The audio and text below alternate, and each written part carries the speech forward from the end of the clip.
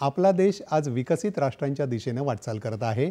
हा विकसित देश केवळ सरकारचा उपक्रम नाही, तर तो एक राष्ट्रीय अभियान आहे, ज्यामध्ये प्रत्येक भारतीयाचा, अगदी परदेशी भारतीयांचाही सक्रिय सहभाग अपेक्षित आहे, असं राष्ट्रपती द्रौपदी मुर्मू यांनी म्हटलं आहे। ओडिशामध्ये झालेल्या अनिवासी भारतीय संमेलनाची आज त्यांच्या उपस्थितीत सांगता झाली, त्यावेळी त्या बोलत होत्या। विकसित भारतासाठीची देशाची संकल्पना जागतिक पटलावर भारताच्या वाढत्या सामर्थ्याशी सुसंगत आहे। विशेषतः ग्लोबल साऊथचा बुलंद आवाज म्हणून भारत आज ओळखला जातो, असं राष्ट्रपती पुढे म्हणाल्या। आज जेव्हा आपण अनिवासी भारतीय कुटुंबाच्या कार्यसिद्धीचा उत्सव साजरा करतो आहोत, त्याचवेळी आपल्याला आशा आणि दृढनिश्चयाच्या भावनेतून भविष्याकडे बघण्याची गरज आहे, असंही राष्ट्रपती म्हणाल्या।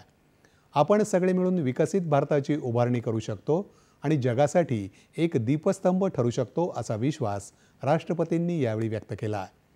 विविध क्षेत्रात आपल्या कार्यकर्तृत्वाचा ठसा उमटवणाऱ्या 27 परदेशस्थ भारतीय व्यक्ती आणि संस्थांना यावेळी राष्ट्रपतींच्या हस्ते अनिवासी भारतीय सन्मान पुरस्कारानं गौरवलं गेलं। त्याआधी संमेलनात आज अनिवासी युवा नेतृत्व, जागतिक पटलावर युवा नेतृत्वाला प्रोत्साहन, शाश्वत विकास आणि हरित पर्यावरणात अनिवासी भारतीयांचं योगदान, महिला नेतृत्व, नारी शक्ती आणि अनिवासी भारतीय महिलांच्या कामगिरीचा गौरव अशा विविध विषयांवर चर्चासत्र झाली।